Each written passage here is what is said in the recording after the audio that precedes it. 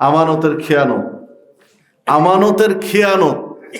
মসজিদ যেহেতু নির্মাণ হবে, বিধায় এই বিষয়ে কিছু আলোচনা হওয়া দরকার। কারণ মসজিদের সংশ্লিষ্ট দায়িত্বশীল যারা, তাদেরকে বিষয়গুলো সচেতন থাকতে হবে, সচেতন থাকতে হবে। দেখুন, এই মসজিদ নির্মাণ হবে, এই মসজিদ নির্মাণের কারণে, মসজিদ নির্মাণের কারণে যারা দায়িত্ব পালন করবেন সঠিকভাবে, এই মসজিদে সময় শ্রম আঞ্জাম দেওয়ার কারণে আপনি জান্নাতের অধিবাসী হতে পারেন। সব মসজিদে আপনি সময় ব্যয় করেছেন, মসজিদে সময় দিয়েছেন, শ্রম দিয়েছেন, নির্মাণে আপনি সর্বোচ্চ চেষ্টা করেছেন সঠিকভাবে করার। এই একটা কারণে আপনি জান্নাতের মেহমান হতে পারেন। এই একটা কারণে আপনি কবরের আযাব থেকে বেঁচে যেতে পারেন,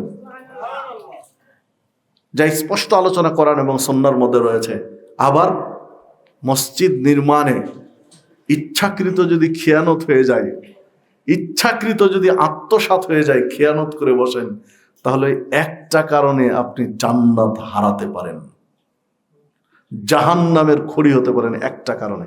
বিধায় বিষয়গুলো আমাদের সকলকে খেয়াল রাখা উচিত।